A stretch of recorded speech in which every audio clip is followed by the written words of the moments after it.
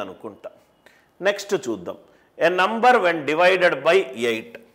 ఒక number n ఉంది, దానిని 8 తోటి భాగాహారిస్తున్నాను, భాగఫలము తెలియదు, శేషము మాత్రము 5. కాబట్టి నంబర్ ఏమవుతుంది?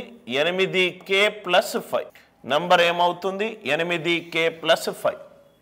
మనం ఇక్కడ ఈజీగా ఆన్సర్ రావడానికి k అతి తక్కువ వాల్యూ అయిన k1 పెట్టుకుందాం.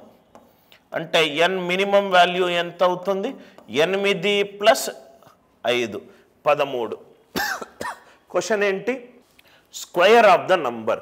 స్క్వేర్ 13 స్క్వేర్ ఎంత? 169.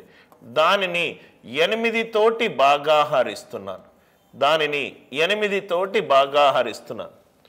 8 2 16, 8 1 8, శేషం ఎంత? 1. శేషం ఎంత? 1.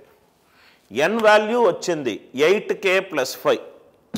k వాల్యూ 1 సబ్స్టిట్యూట్ చేసుకోకుండా చేసినా కానీ మనకు ఆన్సర్ వస్తుంది.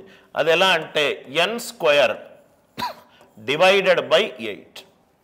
n² divided by 8. n value ఎంత? 8k + 5.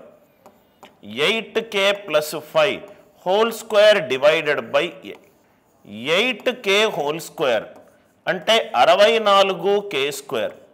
2 8 16, 16 5 80, 80k + 25 divided by 8. ఇది పర్ఫెక్ట్గా 8 యొక్క గుణిజము, ఇది కూడా 8 యొక్క గుణిజము. 8 3 24, శేషం ఎంత? 1. 8 3 24, శేషం ఎంత? 1. రైట్. అన్నీ కూడా డివిజిబిలిటీ రూల్స్ మీదనే ప్రాబ్లమ్స్ సార్.